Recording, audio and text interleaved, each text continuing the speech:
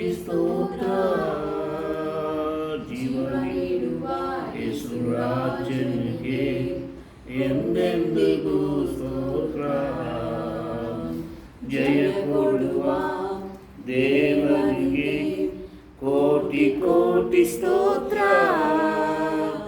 ಜೀವ ನೀಡುವ ಯೇಸು ರಾಜನಿಗೆ ಎಂದೆಂದಿಗೂ ಸ್ತೋತ್ರ.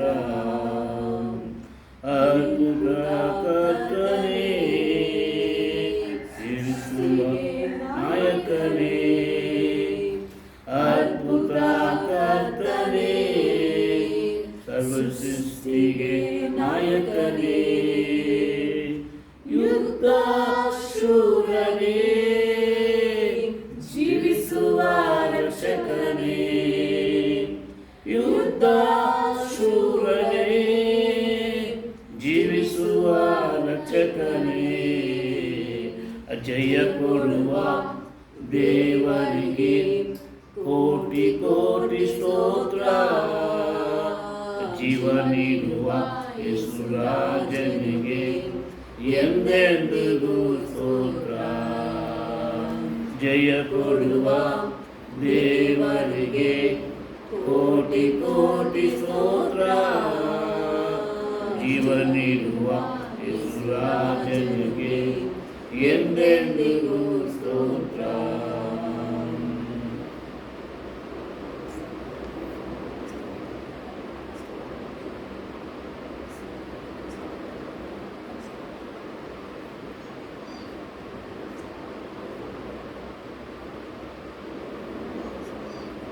ಪ್ರೀತಿಯುಳ್ಳ ದೇವರ ಮಕ್ಕಳೇ, ಯೇಸು ಕ್ರಿಸ್ತನ ಹೆಸರಿನಲ್ಲಿ ನಿಮ್ಮನ್ನೆಲ್ಲರಿಗೂ ವಂದನೆಯನ್ನು ಸಲ್ಲಿಸ್ತಾ ಇದ್ದೀನಿ.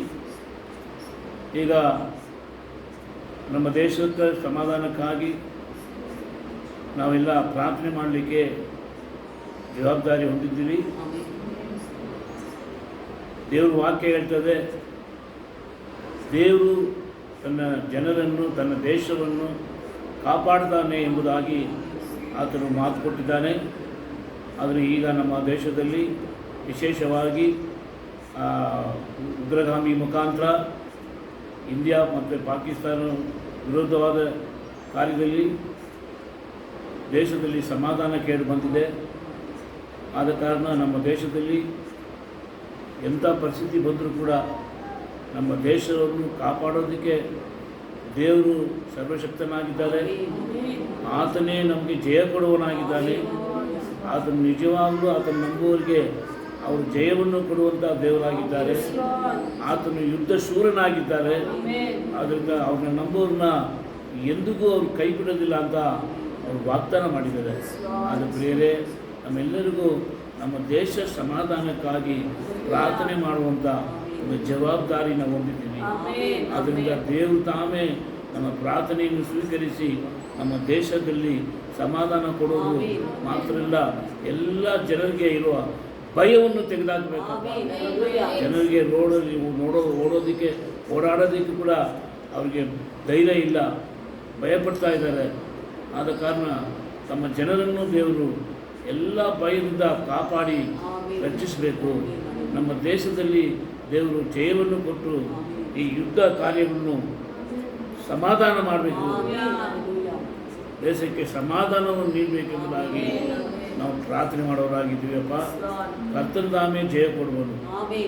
ಭೂಮಿ ಆಕಾಶವನ್ನು ಸೃಷ್ಟಿ ಮಾಡಿದ ಸರ್ವಶಕ್ತನಾದ ದೇವರೇ, ಯೇಸುವಿನ ನಾಮದಲ್ಲಿ ನಾವು ಬೇಡಿಕೊಳ್ಳುವಾಗ ನಮಗೆ ಸಹಾಯವನ್ನು ನೀಡುವಂಥ ದೇವರಾಗಿ ನೀನು ವಾಗ್ದಾನ ಮಾಡಿದೆಯಪ್ಪ.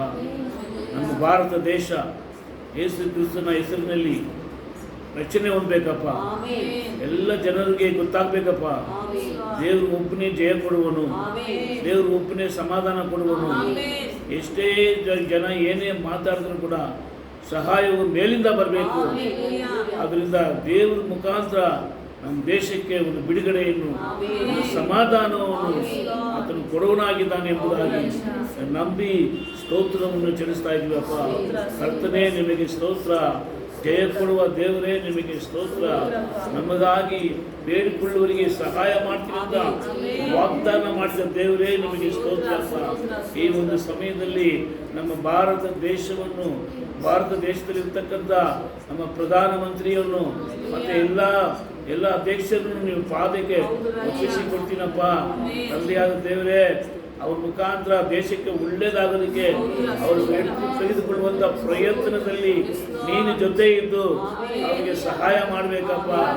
ಅಪ್ಪ, ಉಗ್ರಗಾಮಿಗಳು ಮಾಡೋದು ತಪ್ಪು ಎಂಬುದನ್ನ ಅವ್ರಿಗೆ ತಿಳುವಳಿಕೆ ಮಾಡೋಕ್ಕೆ ಕಾರ್ಯ ಮಾಡಬೇಕಪ್ಪ. ಅವ್ರು ಎಷ್ಟು ಪ್ರಯತ್ನ ಪಟ್ಟರು ದೇವರಿಂದ ಕಾರ್ಯ ನಡಿಬೇಕೆಂಬುದಾಗಿ ನಾವು ಸಭೆಯಾಗಿ ಪ್ರಾರ್ಥನೆ ಮಾಡಬೇಕು. ಕರ್ತನೇ, ನಮಗೆ ಕರುಣೆ ತೋರಿಸಪ್ಪ. ನಮ್ಮ ದೇಶದ ಜನಕ್ಕೆ ಎಲ್ಲ ಭಯ ಹೋಗ್ಬೇಕಪ್ಪ. ನಮ್ಮ ದೇಶದ ಜನಕ್ಕೆ ನೀನು ಶಾಂತಿ ನೀಡಬೇಕಪ್ಪ. ನಿಮ್ಮ ಕೈಯಿಂದ ಸಹಾಯ ಬರಬೇಕಪ್ಪ. ಅಪ್ಪ, ಈ ಸಮಯದಲ್ಲಿ ನಾವು ಎಲ್ಲ ಪ್ರಾರ್ಥನೆ ಮಾಡ್ತೀವಪ್ಪ. ಯಾವ ರೀತಿ ಭಯವಿಲ್ಲದೆ ಧೈರ್ಯವಾಗಿ ಓಡಾಡೋದಕ್ಕೆ ಅವ್ರಿಗೆ ಬೇಕಾದ ಸಹಾಯವನ್ನು ನೀಡಬೇಕೆಂಬುದಾಗಿ ನಾವು ಪ್ರಾರ್ಥನೆ ಮಾಡ್ತೀವಪ್ಪ. ನಮ್ಮ ದೇಶದ ಎಲ್ಲ ಅಧಿಕಾರಿಗಳು, ಸರ್ಕಾರ ಅಧಿಕಾರಿಗಳಿಗಾಗಿ ನಾವು ಪ್ರಾರ್ಥನೆ ಮಾಡ್ತೀವಪ್ಪ. ಅವ್ರಿಗೆ ಒಳ್ಳೆ ಜ್ಞಾನವನ್ನು, ಬುದ್ಧಿಯನ್ನು ಕೊಟ್ಟು ಅವ್ರ ಮುಖಾಂತರ ದೇಶಕ್ಕೆ ಸಮಾಧಾನ ಬರೋದಕ್ಕೆ ಈ ದೇವರು ಕಾರ್ಯ ಮಾಡಬೇಕೆಂಬುದಾಗಿ ನಾವು ಪ್ರಾರ್ಥನೆ ಮಾಡ್ತೀವಪ್ಪ. ಏನೇ ತಪ್ಪಿದ್ರು ಕೂಡ ಕ್ಷಮಿಸಿಬಿಟ್ಟು ನಿನ್ನ ಕರುಣೆ ಅವ್ರ ಮೇಲೆ ಇಳಿದು ಬರಬೇಕೆಂಬುದಾಗಿ ನಾವು ಪ್ರಾರ್ಥನೆ ಮಾಡ್ತೀವಪ್ಪ. ಇನ್ನು ತಕ್ಕ ಸಮಯದಲ್ಲಿ ನಮಗೆ ಸದುತ್ತರ ಕೊಟ್ಟು ನಮ್ಮ ದೇಶಕ್ಕೆ ಜಯವನ್ನು ಕೊಡೋದಕ್ಕಾಗಿ ಯೇಸುವಿನ ನಾಮದಲ್ಲಿ ಬೇಡಿ ಹೊಂದಿದ್ದೀನಿ ನನ್ನ ತಂದೆಯಾದ ದೇವರೇ. ಆಮೆನ್. God bless.